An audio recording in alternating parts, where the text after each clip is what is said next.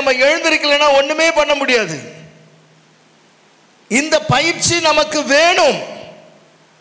எங்க அம்மா இருக்காங்க, 89 வயசுல இறந்து போனாங்க. எங்க அம்மா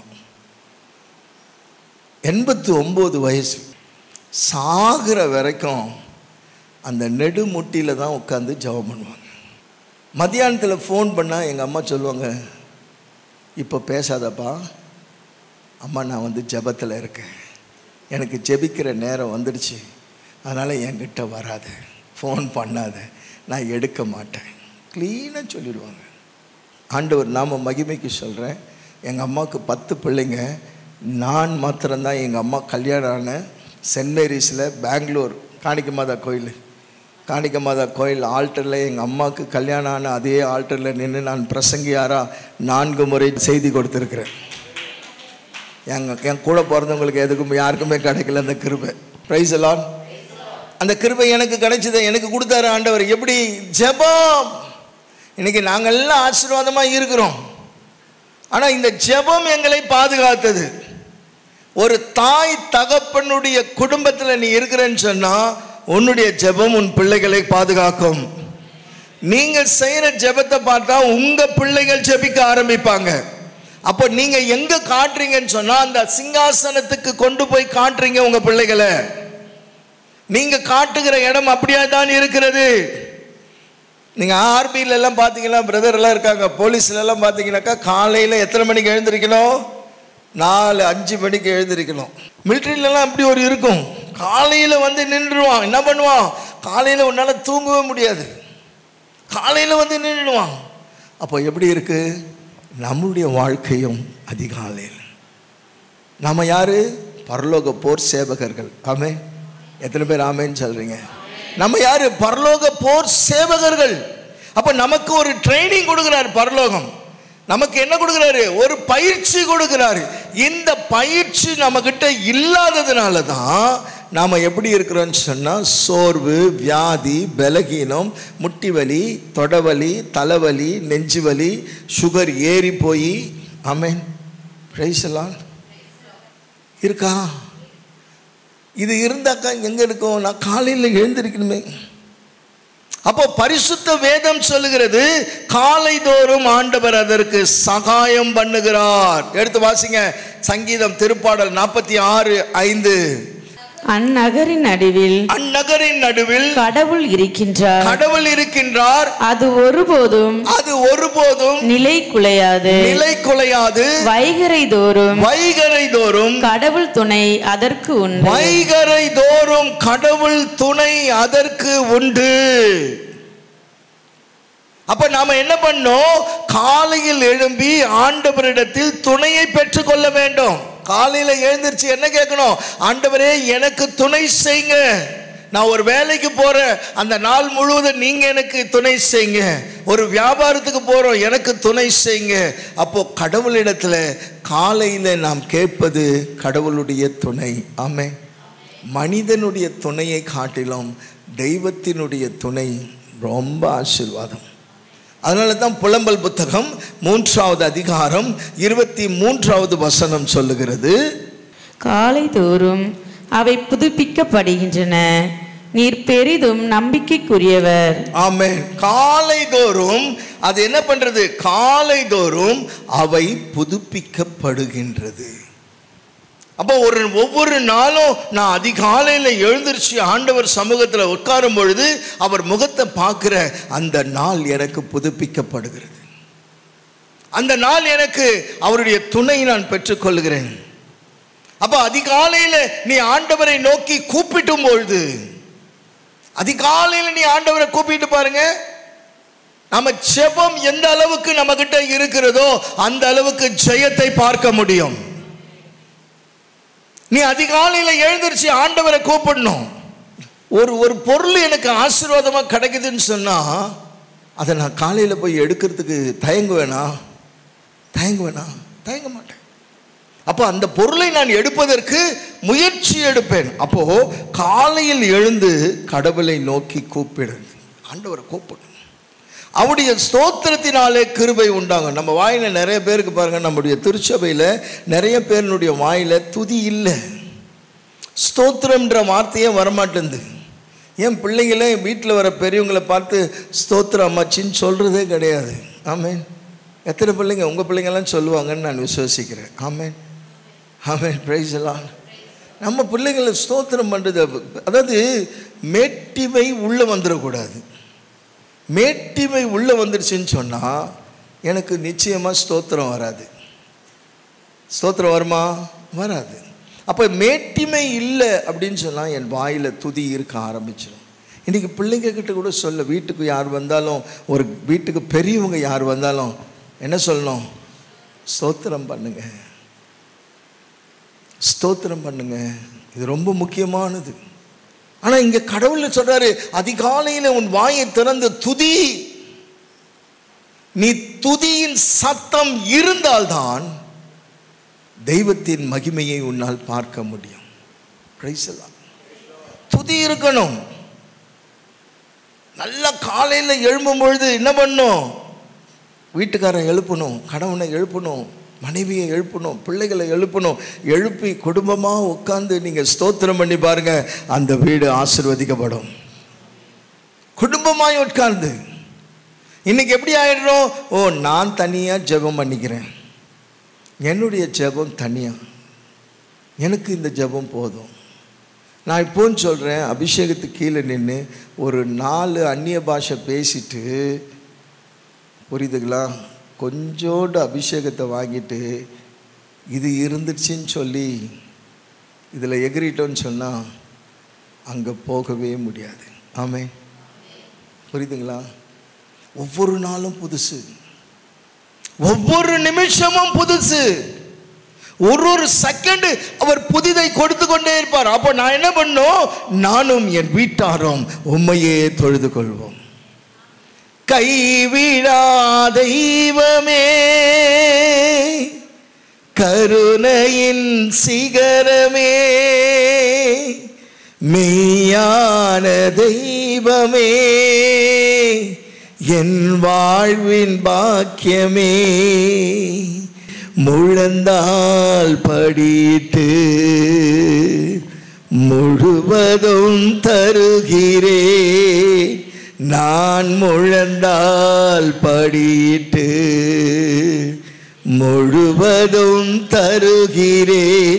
Praise the Lord. Praise the Lord. Hallelujah. இது ஒரு பக்கத்தில் கணவன் மனைவி பிள்ளைகள் காலையில் எழுந்து நீங்கள் ஜெபிக்கிற ஒரு அனுபவம். இன்னொரு சைடில் பார்த்தீங்கன்னாக்கா, கணவனும் எழும்பல, பிள்ளைகளையும் எழுப்பல, உன்னை மாத்திரம் தனியாக எழுப்புறாரு. ஆமென். உன்னைய மாத்திரம் தனியாக எழுப்புவாரு, பர்சனலாக எழுப்புவாரு. அப்போ நீ ஆண்டவரே என் பிள்ளைங்க வரல, என் கணவர் வரல, என் மனைவி வரலன்னு சொல்றதுக்குல, உன்னைய மாத்திரம் எழுப்புறார். அப்போ நாம எழும்பணும். தனியா உங்ககிட்ட பேச வருவார், தனியா உன்னிடத்தில் உறவாட வருவார். யார் எழும்பினாலும் எழும்பவில்லை என்றாலும் அவன் ஆத்துமா தனியா எப்படி இருக்கும்? ஆண்டவரோடு கூட ஐக்கியம். ஆத்துமா எப்படி இருக்கணும்னா ஆண்டவரோடு கூட இருக்கணும், அவரோடு கூட ஐக்கியப்படுகிற ஒரு அனுபவம். நீங்க இந்த பயிற்சிக்குள்ள வந்து பாருங்க, ஆண்டவர் உங்களை உயர்த்துவார். அதே போல உன் 2 கையும் உயர்த்தி ஆண்டவர் சமூகத்தில் ஜெபிக்கணும். நிறைய பேருக்கு இந்த கையே தூக்க வராது. ஆமென், பிரைஸ் தி லார்ட். நல்ல காலையில் எழுந்திருச்சு 2 கையை மேலே உயர்த்தி ஜெபம் பண்ணி பாருங்களேன், ஒரு பெரிய கிருபை இறங்கும். எத்தனை பேர் கையை உயர்த்தி ஜெபிக்கிறீங்க? ஆமாம், கொஞ்ச நேரம் தூக்கல, அப்படியே இறங்கின கை இல்லை, நல்ல முட்டி போட்டு நெடுமுட்டி போட்டு கையை நல்ல மேலே உயர்த்தி ஜெபம் பண்ணி பாருங்க. மோசே கரங்களை உயர்த்தினதுனால அமலேக்கியர்கள் விழுந்து போனார்கள். மோசே கையை உயர்த்தினதுனால அமலேக்கியர்கள் விழுந்து போனார்கள். கை கீழே இறங்கும்போது யோசுவா தோத்து போகிறான். உடனே ஊரும் ஆரோனும் ஓடி போய் என்ன பண்ணுறாங்க? 2 பக்கத்தில் 2 கையை பிடிச்சி தூக்கிட்டாங்க. ஏன்னா வெற்றி கிடைக்கிற இடம். நீ கையை உயர்த்தி ஜெபிச்சா பிசாசு நடுங்கும், சாத்தான் அலறுவான். நீ உயர்த்தி ஜெபிக்க ஆரம்பிச்சிடணும். ஆரம்பித்த உடனே காலை தோறும் அந்த கிருபையை பெற்றுக்கொள்ள வேண்டும். அதை மாத்திரம் விட்டுறவே கூடாது. காலையில் நீ அந்த கிருபையை நீ விட்டுட்டேன்னு சொன்னால் அன்றைய நாள் முழுவதும் உன்னுடைய இருதயம் சமாதானம் இல்லாமல் போயிடும். Price the Lord. ஒரு கிறிஸ்தவ வாழ்க்கைக்கு முதல் படிக்கட்டை தான் நான் உங்களோடு பேசுகிறேன். ஒரு ஃபவுண்டேஷன் வேணும். அடித்தளம் கரெக்டாக இருக்கணும். அடித்தளம் எங்கே இருக்கணும்? ஜெபத்தில் இருக்கணும். ஆமென். ஏன் சொன்னால் காலைதோறும் ஆண்டவர் உனக்கு துணை செய்கிறார். நாம் என்ன செய்கிறோம்? படுத்துக்கிறோம். இன்னைக்கு நிறைய பேர் படுத்துக்கிட்டு ஜெபம் பண்ணுவாங்க. எப்படி? கண்ணை முழிச்சிடுவாங்க, ஆனால் காலை ஆட்டிக்கணும். ஸ்தோத்ரா ஸ்தோத்ரா ஸ்தோத்ரா. இந்த மாதிரி ஆள் எத்தனை பேர் இருக்கிறீங்க இங்கே? ஒன்று. ஸ்தோத்திரம். இன்னொருத்தர் அப்படியே உட்காந்துக்குவாங்க பாருங்க. ஸ்தோத்ரா. தலை போய் முட்டிடும். தேவ பிள்ளையே, அதிகாலையில் நீ எழுந்து ஆயத்தமாக இருக்கணும். ஓ, நானெல்லாம் நிறைய நேரங்கள் முட்டி போட்டாச்சு. இப்போ நமக்கு முட்டி போட வரல. உட்காந்தா காலை மடக்கவே வரல. காலை மடக்கவே வரல. எனக்கு பிரச்சனை வேறு, ஒரு சில பேருக்கு பிரச்சனை வேறு. வயசானவங்களுக்கு பரவாயில்ல. இந்த வாலிப பிள்ளைகளுக்கெல்லாம் என்ன வந்துச்சு? ஆமென். வாலிப பிள்ளைகளுக்கு என்ன வந்துச்சு? அப்படியெல்லாம் ஜெபிக்கக்கூடாது. கிருபை வராது. பயிற்சி பெற்றுங்க. திருப்பாடல் 5:3 வாசிக்கிறார் பாருங்க. ஆண்டவரே, விடியற் காலையில் என் குரலை கேட்டருளும், வைகரையில் வழி மேல் வழி வைத்து காத்திருப்பேன். எப்படிப்பா? ஹலோ, எப்படி சொன்னாரு? ஆண்டவரே, விடியற் காலையில் என் குரலை கேளும். நீ குரல் கொடுக்கல, வாய் திறந்து ஸ்தோத்திரம் பண்ணல, படுத்துக்கின்னு கால் ஆட்டிடுகிற. ஆமென். Praise the Lord. தாவீது சொல்றாருங்க, வசனம் சொல்லுது. என்ன சொல்றாரு? ஆண்டவரே, விடியற் காலையில் என் குரலை கேட்டருளும். என் குரலை கேட்டருளும். இன்னொரு மொழிபெயர்ப்புல இன்னும் அழகா இருக்கும். கர்த்தாவே, காலையில் என் சத்தத்தை கேட்டருளுவீர், காலையில உமக்கு நேரா வந்து ஆயத்தமாய் காத்திருப்பேன். எப்படி? ஆயத்தமாய் காத்திருப்பேன். ஷார்ப்பா இருக்குது. அது ரெடி ஆயிட்டேன். எழுந்திரிச்ச உடனே நேரா ஓடி போய் என்ன பண்ணோம்? முகத்தை ரெஃப்ரெஷ் பண்ணிட்டு கண்ணாடியில் கொஞ்சம் தலையை கொஞ்சம் வாரிட்டு போகணும். இல்லைன்னா பேர் போயிட்டு இருக்கக்கூடாது. ஆண்டவர் பயந்துற மாதிரி, ஆண்டவர் பயந்துடுற மாதிரி போய் உட்காந்துக்கூடாது. மூஞ்சி அழகா முகத்தை கழுவி தலை வாரி கொஞ்சம் லைட்டாக செட்ரைட் பண்ணிட்டு அங்கே போய் உட்காந்து, அதிகாலையில் திருமுகம் தேடி அர்ப்பணித்தேன் என்னையே, ஆராதனை துதி ஸ்தோத்திரங்கள் அப்பனே உமக்கு தந்தேன். அப்ப அதிகாலையில உன் குரலை கேட்கணும். உன்னுடைய குரலை கேட்கணும். உன் குரல் மாத்திரம் கேட்கறதுக்கு தான் ஒரு காலையில் எழுந்துச்சு வராரு. ஆமென். Praise the Lord.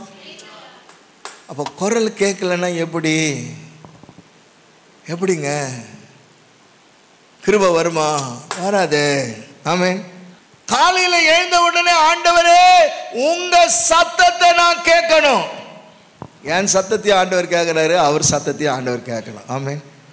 அவர் சத்தத்தை கேட்கணும். காலையில் வீட்டில் வேற சத்தம் கேட்கவே கூடாது. ஆமென். சில பேர் காலையில் எழுந்திரிச்ச உடனே கிச்சனில் போய் டமால்னு போடுவார். அப்படி யாராவது இருக்கிறீங்களா? சோத்திரம். நல்ல பிள்ளைங்க, ஆண்டவர் கொடுத்துக்கிற பிள்ளைங்க. காலையில் எழுந்திரிச்ச உடனே நேராக கிச்சனில் போய் சத்தம். எழுந்திரிக்கும் பொழுதே எப்படி எழுந்திரிச்சு வந்தோமோ முறுமுறுத்துக்குன்னே எழுந்திரிச்சிட்டு வரோம். காலையில் எப்படியெல்லாம் வரக்கூடாது. காலையில் எப்படி எழுந்திருக்கணும்? எழுந்திருக்கும் போது குட் மார்னிங் சொல்லணும் உங்கள் வீட்டுக்காருக்கு. எத்தனை பேர் சொல்கிறீங்க உங்கள் வீட்டுக்காருக்கு குட் மார்னிங் சொல்கிறீங்க? ஆட போக பிரதர், காலையில் அப்போ பார்த்தது தான் இது. காலையில் எழுந்திரிச்ச உடனே குட் மார்னிங் சொல்லணும். சொல்லுங்கள், எப்படி எழுந்திருக்கிறோம் காலையில் எழுந்திருக்கும் போது? இல்லையா? காலையில் மேலே பாருங்களேன், காலையில் வீட்டுக்கு வேறு சத்தம் கேட்கவே கூடாது.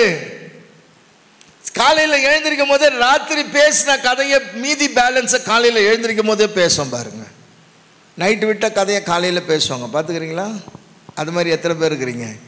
இருக்கிறீங்க. ஸ்தோத்திரம். நைட்டு விட்டுட்டாங்க, தூக்கம் வந்துருச்சு இல்லையா, பேலன்ஸ் இருக்கும். மறுபடியும் காலையில் எழுந்திரிச்ச உடனே, ஆமாம் நேற்று நைட்டு ஏதோ ஒன்று சொன்னீங்களே, என்ன சொன்னீங்க, எப்படி பேசலாம், இருக்கா இல்லையா? இருக்கக்கூடாது. அப்படி இருந்தால் என்ன ஆகும்? வாழ்க்கையில் பிரச்சனை நிறைஞ்சு போய் நின்றுடும். ஆமென். காலையில் பிள்ளைங்களை எழுந்திரிச்சு வந்த உடனே பிள்ளைங்களை திட்டக்கூடாது. அம்மாமாருங்க பிள்ளைங்களை திட்டக்கூடாது. தட்டி எழுப்பும் பொழுது கூட பிள்ளைய தட்டி எழுப்பணும், அழகாக எழுப்பணும். எட்டி ஒதிச்சு எல்லாம் எழுப்பக்கூடாது. காலையில் எழுந்து அப்படின்னு எட்டி ஒதிச்சு எழுப்புறது வேறு. அதில் வேறு இது வேறு சொல்லும், அப்பனை மாதிரியே தூங்குது பாரு, ஆனால் ஒன்றும் அவரை இழுத்துக்கிறது இல்லையா, அப்பனை மாதிரியே தூங்குது பாரு. நல்ல பிள்ளைங்க நீங்களும். ஆமென். பிரைஸ் எல்லாம். சில பேர் இருக்கிறாங்க அண்ணனுங்க, பயங்கரமான அண்ணனுங்களாம், எழுந்திரிச்சு வரும்போது தண்ணியை ஊற்றிடுவானுங்க பிள்ளைங்க மேலே, இன்னும் தூங்குறான் பாரு அப்படின்ட்டு. அப்படிலாம் செய்யக்கூடாது. காலையில் எழுந்திரிச்சு நீ எங்கே போய் நிற்கணும்? அதிகாலையில் நீ எழுந்து போய் ஆண்டவர் பாதத்தில் போய் உட்காரணும். எல்லாம் எப்படி வந்தாலும் இருக்கட்டும், நீ ஆண்டவர் பாதத்தில் உட்கார்ந்து அவருடைய சத்தத்தை கேட்கணும். ஆண்டவரே பேசுங்க, ஆண்டவரே, ஆண்டவரே நீங்கள் பேசுங்க, ஆண்டவரே, ஆண்டவரே என்னோடு உறவாடுங்க.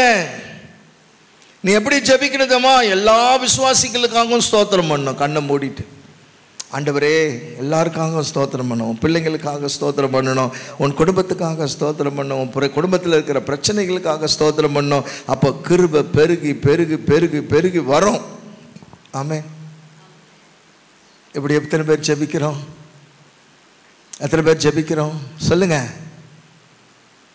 இப்படி ஜெபம் பண்ணுறோமா? கிடையாது. போன உடனே இருக்கிற பெட்டிஷன், இருக்கிற நெஞ்சில் இருக்கிறதெல்லாம் மொத்தமாக சொல்லிட்டு, என் ஆத்மாவை கர்த்தரை சோத்தரி அப்படின்னு சொல்லிட்டு வந்துடுது. ஏன்னா இப்போ நீ கேட்ட கேள்வி கேட்கலடா போன்ற மாதிரி.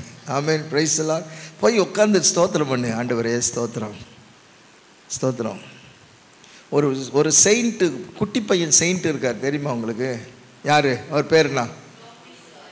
ரொம்ப குட்டி பையன், மார்சிலின்.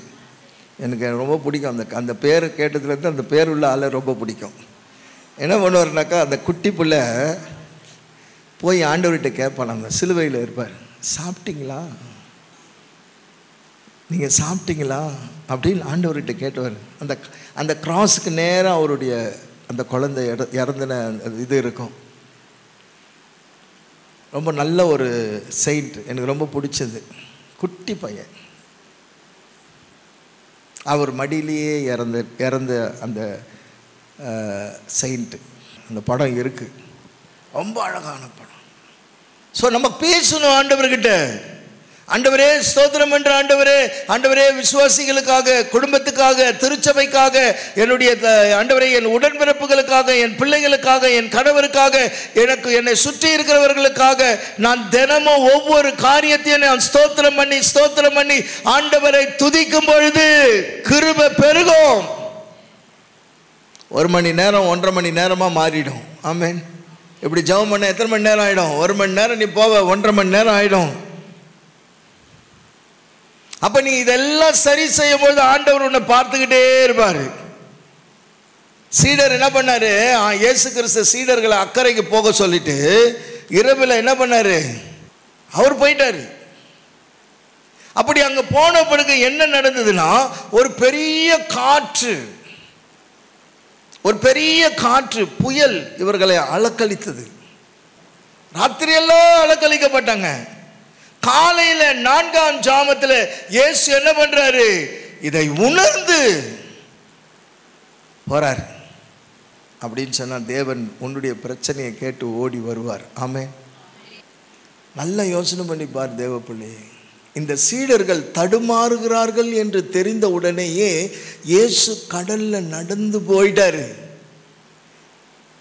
அன்றைக்கு சீடர்கள் தடுமாறுகிறதை பார்த்து இயேசு கிறிஸ்து கடல்ல நடந்து போனாருன்னு சொன்னா, இன்னைக்கு நீ காலையில எழுந்து அவர் சமூகத்தில் உட்காரும் பொழுது நீ தடுமாறி இருக்கிறதை பார்த்து அவர் ஓடி வந்து உனக்கு ஆறுதல் சொல்லுவார். கரங்களை தட்டி ஆண்டவரை மகிமைப்படுத்தும். எப்படி அந்த தண்ணீரிலே அவர் வேகமாக நடந்து வந்தாரோ, அதே போல உன்னோடு கூட அவர் நீ உன் பிரச்சனையில ஓடி வந்து பேசுவார், உன் காரியங்களை ஜெயமாக்குவான்.